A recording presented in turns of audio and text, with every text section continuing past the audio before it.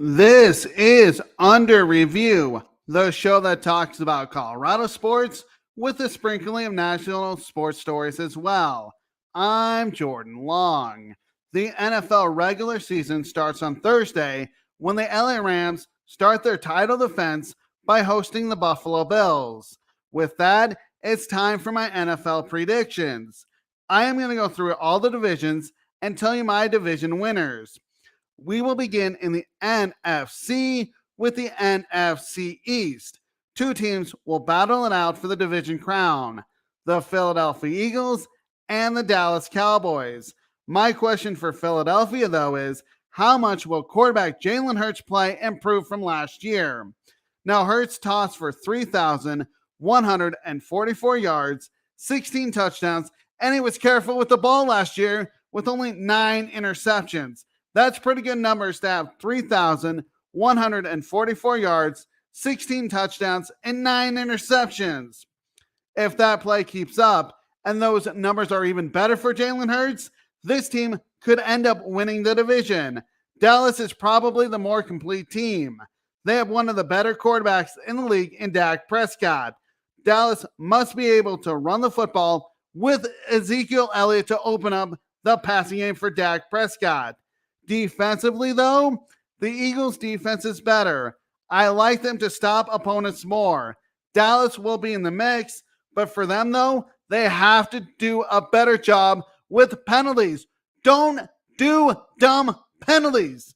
The Dallas Cowboys were the number 1 team in penalties last year. Decrease that number. Don't be in the top 10 or the top 5. That has to improve. If you want to do something, do not get penalized as much. Now, the competition is close in this division. Both teams are great, and whoever doesn't win the NFC East will be one of the wildcard teams. I am going with the Philadelphia Eagles. I feel like they're going to be the better team, edging out Dallas for the division crown. The NFC North won't be competitive because the Packers are the most complete team. It starts with quarterback Aaron Rodgers, who will find all of his receivers. Having a Hall of Fame quarterback like Aaron Rodgers gives Green Bay the edge in this division. Of course, if Rodgers gets hurt, that leaves Jordan Love, and I don't trust him. So if Rodgers goes down, that derails their season. Their defense is pretty solid for Green Bay. It makes them the favorite to win the division, and I don't see Detroit, Minnesota, or Chicago giving a chase to them. Green Bay takes the division for the 4th year in a row. The NFC South, Tampa Bay is the pick. I know their quarterback Tom Brady is 45 years old, but look at his weapons. Brady will look for Mike Evans, Chris Godwin, and Julio Jones at wide receiver. Sure, he lost tight end Rob Gronkowski as a large target on offense, because Gronkowski retired from the NFL game. So what did Tampa Bay do? Well, he got another weapon for Tom Brady and Kyle Rudolph. That helps at the tight end position. In the running game, Leonard Fournette will get the job done as long as that offensive line blocks for him, creating holes for him to run through. Running the ball is key because it can't be all on Tom Brady's arm. Defensively, Tampa Bay is still pretty good. They can stop the run and the pass. For them, though, that defense needs to cause turnovers to give Tom Brady and that offense the ball back to score points. If you look at the other teams in the division, maybe Carolina is the only team that could compete. They have a new quarterback in Baker Mayfield, but for Carolina to be successful, Baker Mayfield has to play mistake-free football, and I just don't see it. I think the Buccaneers are the better team than the Panthers. Tampa Bay is a veteran team over the Panthers. Even with a 45-year-old quarterback in Tom Brady, Tampa Bay wins the division. NFC West, we know the defending Super Bowl champions LA Rams are in the division. I think they will repeat as division champs. Why? Well, they have a quarterback, Matthew Stafford, who will find Cooper Kupp and Allen Robertson. Those two are big targets for Matthew Stafford and Cooper Kupp and Allen Robertson. Defensively, though, That gives them the edge over the Seahawks, Cardinals, and 49ers. The Rams have one of the best defensive linemen in the game, Aaron Donald, who can change a game with a tackle on a running back or a sack on the quarterback. Arizona might compete because of their quarterback, Kyler Murray. The Seattle Seahawks have a new starter in Geno Smith, who beat Drew Lock in the quarterback competition that really wasn't a quarterback competition. Who knows how well Smith will play this year. The 49ers are also going with a new starter from last year, Trey Lance. Of course, their starter from last year, Jimmy Garoppolo, will be the backup to Trey Lance. Now, it is possible if Trey Lance and the Niners struggle at any point on offense this year, Jimmy Garoppolo will be back on the field as the starting quarterback for the 49ers. The experience is hard to beat with LA, and the Rams win the division. Moving on to the AFC with the AFC East. There's only one team who's going to be the best in this division, Buffalo. It's basically Super Bowl or bust for the Buffalo Bills. They have to win the Super Bowl or at least get there, or it's a busted season for them. They could be the most complete teams in the NFL. The offense for the Buffalo Bills might be the best in the league. Josh Allen, their quarterback, has become one of the top quarterbacks in the league. He protects the football and finds his open receivers.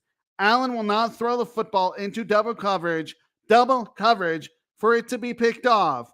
As for the defense, it's one of the best in the NFL, and it's hard for an offense to gain yards, let alone score on them. They stop the run and the pass. That is the Bills' defense. Even when teams go down the field, it's difficult to score on this Bills' defense. The fact of the matter is, the Bills have a great offense and defense, and they will win the division easily. NFC North, the Browns and the Steelers have new quarterbacks. That takes them out of the running. Baltimore has Lamar Jackson, who's one of the top quarterbacks running the football, but Jackson still needs to pass the football to be successful. The NFL is a passing league. Finding his open receivers is key. The Ravens defense is still good. I have to go with Cincinnati to win this division. They didn't have to do much to improve on their offense. Of course, they improved that offensive line to protect quarterback Joe Burrow, but quarterback Joe Burrow will look for T. Higgins, Jamar Chase, and Tyler Boyd at the wide receiver position, and those three are one of the best wide receiver cores in the NFL. Joe Mixon, their running back, can run the football to take pressure off of Joe Burrow. The defense has to be as good as it was in last year's playoff run. If they are, they win the division. If not, that gives Baltimore a chance to win it. I'm going with a better team, and that's Cincinnati. The AFC South. The Tennessee Titans should be in the mix to win the division. They have the quarterback play in Ryan Tannehill. The thing, though, about Ryan Tannehill is stay away from the big turnovers. And that's the key for him, is to stay away from throwing interceptions. They have a running back who is probably the top in the NFL in Derrick Henry. Let him run the football to take the pressure off of Ryan Tannehill and his arm. That is the key for the Tennessee Titans. Run the football. The only team I can see who can knock them off is the Indianapolis Colts, but they have a new quarterback in Matt Ryan, and I'm not sure if he has enough in his first year in Indy to win the division, so that is why I'm going with the Tennessee Titans. The AFC West might be the most competitive division in the NFL. Every single team has a franchise quarterback. Kansas City, Patrick Mahomes. LA Chargers, Justin Herbert. Las Vegas Raiders, Derek Carr. Denver Broncos, Russell Wilson. And if you look at it, those are all franchise quarterbacks. Kansas City has been the number one team in this division because of quarterback Patrick Mahomes. The Chargers are in the mix because of quarterback Justin Herbert.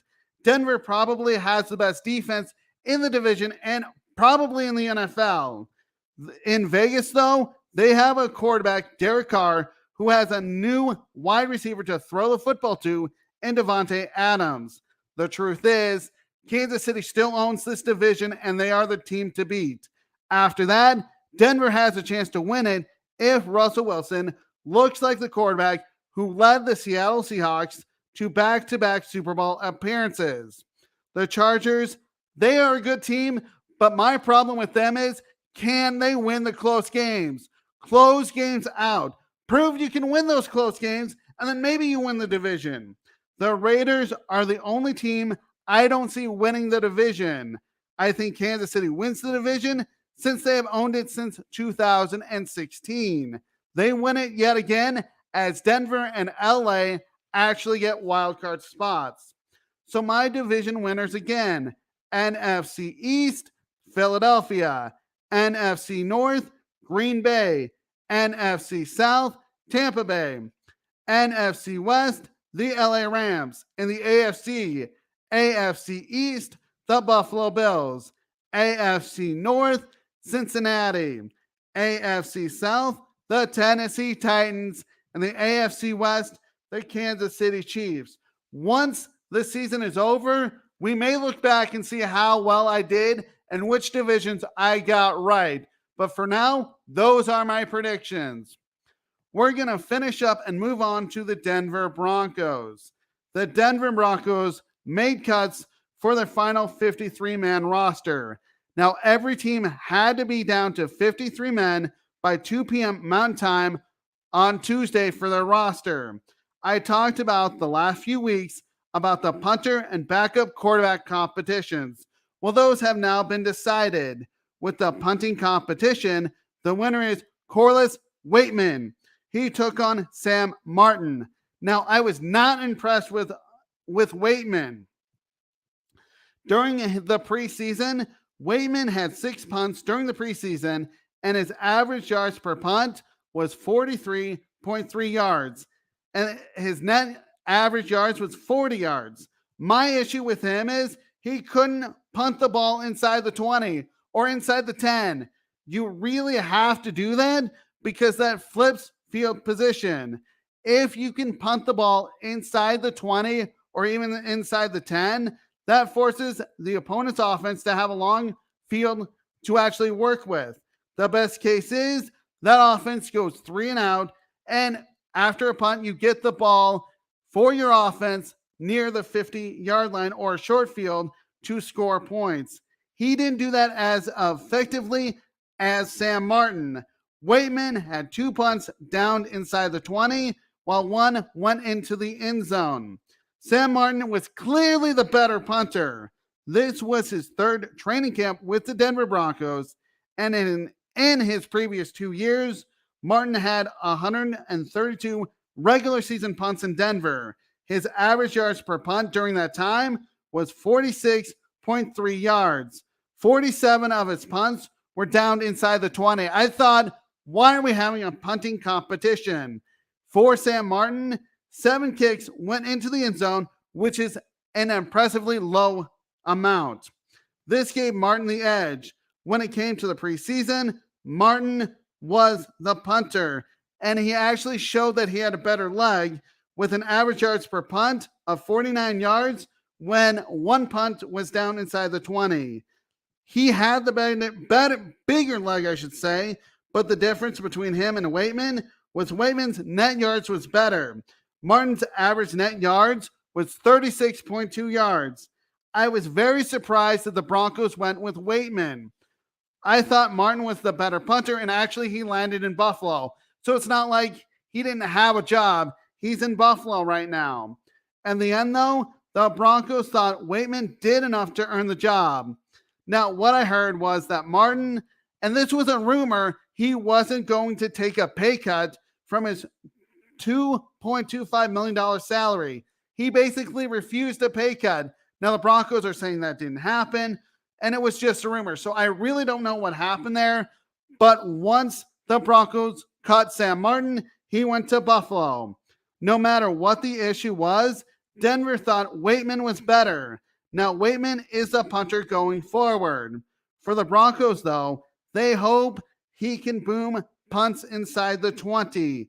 It is a risk since he didn't do that very much in the preseason. As for the Broncos, the worst case scenario with Waitman is he struggles during the season and can't have those punts inside the 20 or down inside the 20 or the 10-yard line, and his punts are going in the end zone, or let's just say they go to the 25-yard line. If that happens, Denver may decide to bring in another punter for competition. It happens in the NFL.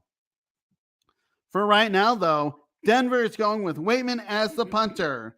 Another main training camp battle was the quarterback backup. So it's the quarterback backup competition to Russell Wilson, or the backup quarterback competition. It was between Josh Johnson and Brett Rypien. Johnson and Rypien played in all 3 preseason games. Johnson completed 35 of 53 passes in the preseason, or 66% of his passes. You like to see that. You want to have a quarterback who complete 60% of his passes. Johnson also passed for 349 yards and 2 touchdowns. Johnson, though, had a difficult time finding his open receivers. He often either threw them too short or led his receiver too far. The only good part about Johnson's play, though, was the fact he didn't force the ball into double coverage or where a defensive back could get an interception. He didn't throw an interception. Johnson was also not sacked, even though that he was blitzed a lot. But the fact of the matter is he wasn't sacked. Now, what those stats don't show is how much he was blitzed. And basically, the offensive line did not hold their blocks. But for Johnson, he wasn't really impressive. Brett Rypien, on the other hand, completed 44 of 65 passes. So he was 44 of 65, or completing 67.7%. You're looking at it, 67.7% is better than 66%. But that's only a 1.1% more of his passes completed, or really, if you look at it, it's 1.7 of his passes completed compared to Johnson.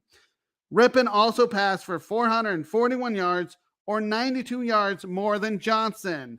You know, that is a thing about this, is that Rypien looked better, and what I liked about him was he found his open receivers more, and he was able to move the chains. He only threw 1 touchdown, which is only 1 less than Johnson, but Rypien also had 1 interception, and he really would like that back because it happened last week against Minnesota. It was a throw Rypien probably shouldn't have thrown. It was in the end zone, and he was trying to fit the ball into his receiver. Unfortunately for Rypien, the ball was tipped away from the receiver, and the defensive back did a great job of tipping the ball, and it was picked off in the end zone. It's one of those passes he would like to have back. He should have looked for another receiver who might have been open. If not, throw it away and live for another down. It's a learning experience. You never want to see interceptions in the end zone, because that takes points off the scoreboard for your offense. Rypien was only sacked 1 time. Rypien looked like the better quarterback, and he was able to move the chains and help the Broncos move the ball downfield. I know he only had 1 touchdown compared to Johnson's 2, but Rypien was able to move the chains more for the Broncos than Johnson did in the preseason. Now, the main difference and why in the end the Broncos decided to go with Brett Rypien is because he made better decisions and found his receivers and open receivers better than Johnson. Johnson, though, is still with the Denver Broncos. I'll get there in a moment. The Broncos' backup quarterback is Brett Rypien because he looked like the better quarterback. Rypien deserved to be a chance, and he deserves the chance to be the backup to Russell Wilson. Johnson was cut from the Broncos' main roster, and that actually left Rypien as the only quarterback besides Russell Wilson on the active roster. Now, it's pretty scary to have 2 quarterbacks, because if one goes down, then you only have 1 left. Denver, though, fixed that problem. Remember, there is the practice squad where Denver can place up to 16 players, and Johnson is one of those players. Johnson can practice with the team, but will not be allowed to suit up for game day unless he's called up to the 53-man roster. So unless he's activated on a 53-man, he will practice but not suit up. At least Denver still has 3 quarterbacks, even if Johnson is on the practice squad. Now, one player I was surprised that Denver let go and actually traded to Pittsburgh was Malik Reed. Now, Reed wasn't cut, but traded to Pittsburgh. Reed spent the last 3 years with the Denver Broncos. I thought he played well in those 3 years, totaling 123 tackles and 15 sacks. Now, he was a key part of the Broncos blitz from the linebacker position with 30 quarterback hits. What more do you want? I never thought Reed would be gone. I also thought that the one position the Broncos needed depth was linebacker. In other words, keep as many linebackers as possible. That is in case one goes down. While Denver, for some odd reason, decided to trade, they traded Malik Reed. I don't understand why, but the Broncos must feel they have enough depth at the linebacker position. They dealt Reed to Pittsburgh, and the Steelers gave the Broncos a 6th-round draft pick. At least you got something back. I know it's a late-round draft pick, but it's another player for the Broncos to select in next year's draft. The downside, though, is you have to wait another year. That player is in college right now and will not make an impact on Denver's team this year. Now, the Broncos are now preparing to take on the Seattle Seahawks, which will be the first Monday night football game of the season. It's very interesting, and I'm glad that this game comes early because it's Russell Wilson's return to Seattle. I just wonder what kind of ovation he will get. I don't think he will get booed because the people in Seattle loved him. Yes, he forced his way out by getting traded to the Denver Broncos. But the fact of the matter is, Seattle, he was loved there. He might get a standing ovation, but that will only last until the first snap of the offense for the Denver Broncos, because then that crowd will get into it. As for Russell Wilson, he's used to hearing the crowd, but that's on the sidelines. I just hope that he plays well. And the fact of the matter is you never know what's going to happen in these games that you return. I remember when Peyton Manning went to Indianapolis for the first time, and that was way back in when he was with the Denver Broncos prior to 2016, because he retired after they won the Super Bowl 50. And he was just, I wouldn't say surprised, but he just didn't play well because he went back home, and I just don't think he played very well. So I'm hoping that Russell Wilson actually plays better when he goes home, but he knows how that crowd can be for the defense. That is Seattle's defense when they are on the field. They're going to make a ton of noise. So hopefully Russell Wilson is prepared for that. Kickoff for that game, though, is at 6:15 Mountain Time and on September 13th.